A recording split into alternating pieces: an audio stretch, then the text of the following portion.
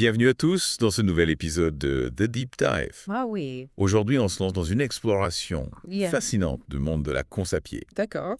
Plus précisément, l'impact des super chaussures. Hmm. Vous savez, ces chaussures à plaques de carbone et à la mousse révolutionnaire Oui, qui font tant parler d'elles. exactement. On va décortiquer ensemble cet engouement pour les super chaussures Oui. et se demander si elles ne transforment pas Hmm. radicalement la course à pied, Absolument. en brouillant un peu les frontières entre performance humaine et assistance technologique. C'est ça. Est-ce que gagner un marathon avec ces chaussures procure la même satisfaction? Bonne question. Est-ce que ça ne dénature pas un peu l'esprit de la course? Oui, Cet effort personnel, cette quête de dépassement de soi, tout à fait. c'est ce qu'on va essayer de comprendre ensemble. Pour bien saisir l'ampleur du phénomène, je vous propose une petite expérience de pensée. D'accord. Imaginez une substance, appelons-la 4%, qui améliorerait instantanément vos performances de 4%. 4%. Interdite bien sûr comme tout produit dopant. Oui. Mais imaginez maintenant qu'elle soit autorisée et accessible à tous. Ah, ça, c'est difficile de résister à la tentation, Oui, n'est-ce pas? pas facile. On imagine tous les records qui tomberaient, Oui, les chronos qui s'affoleraient. exactement. Et c'est là que le parallèle avec les super chaussures devient intéressant. Tout à fait. Elles ne sont pas un produit dopant, Ah, bien entendu, mais l'impact sur la performance est bien réel. c'est vrai. On a vu des records tomber, Oui, des chronos s'améliorer de façon significative depuis leur apparition. absolument. Prenez Conor Benz, par exemple, Oui, qui a pulvérisé le record américain du semi-marathon à Houston. exactement. Il a battu l'ancien record de Ryan Hall, Oui, établi en 2007, de 26 secondes. c'est énorme. 26 secondes sur un semi-marathon, c'est énorme. Oui, Surtout quand on sait à quel point chaque seconde compte sur une telle distance. c'est Vous, en tant que coureur, vous savez ce que représente un effort aussi intense et prolongé. absolument chaque seconde compte. Et on peut se demander si Conor Benz aurait pu réaliser un tel exploit Oui, sans l'aide de Sénac Alphafly 3. c'est la question.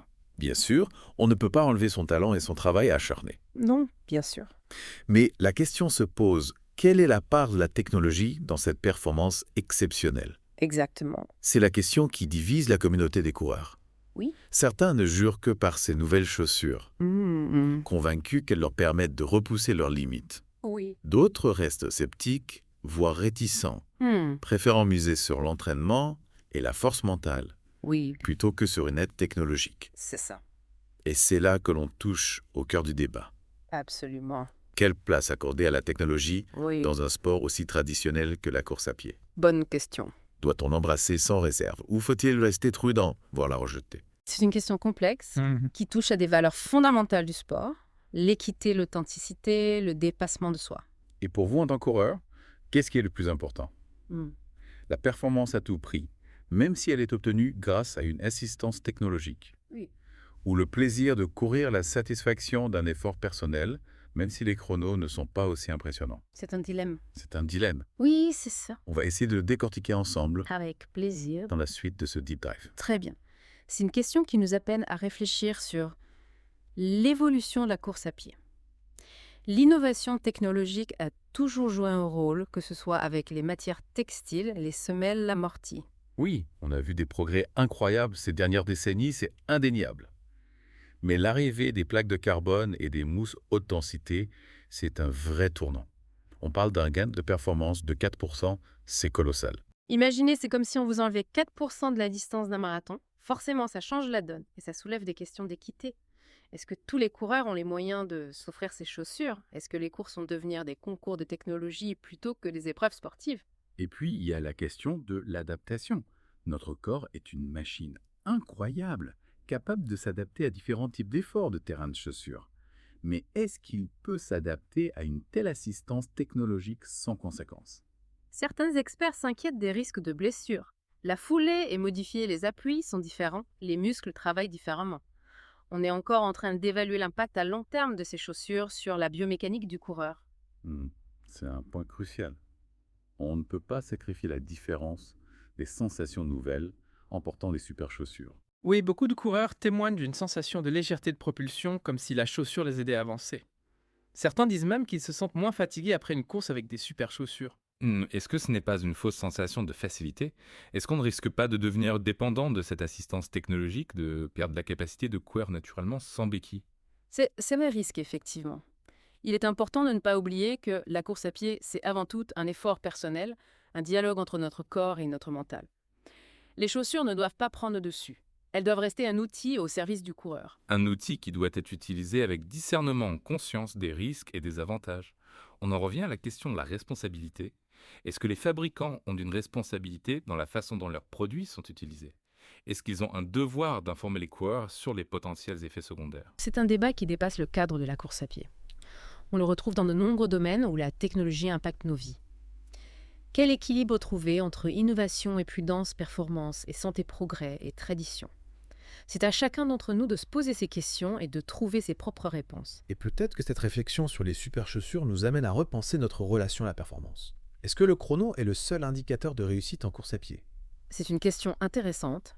On a tendance à se focaliser sur les records, les podiums, les classements. Mais la course à pied, c'est aussi une aventure personnelle, une quête de bien-être, de dépassement de soi. D'ailleurs, beaucoup de coureurs ne cherchent pas à battre des records, ils courent pour le plaisir, pour la santé, pour se vider la tête. Est-ce que l'arrivée des super chaussures risque de créer une pression supplémentaire, une obsession de la performance? C'est un risque, en effet, on pourrait assister à une forme de course à l'armement technologique où chacun se sentirait obligé de s'équiper pour rester compétitif, même si ce n'est pas son objectif premier. Et cela pourrait créer une fracture au sein de la communauté des coureurs entre ceux qui adorent la technologie et ceux qui la rejettent. On en revient à cette idée de bifurcation de deux visions de la course à pied qui coexistent. Et peut-être que la solution, c'est d'accepter cette diversité, de reconnaître que chacun a sa propre définition de la performance, de la réussite du plaisir.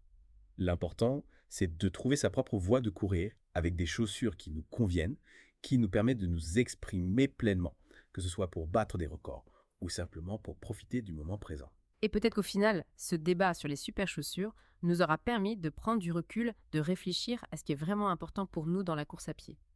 La technologie peut être un outil formidable, mais elle ne doit pas nous dicter nos choix, nos objectifs, notre passion. C'est une belle conclusion à notre exploration des super chaussures.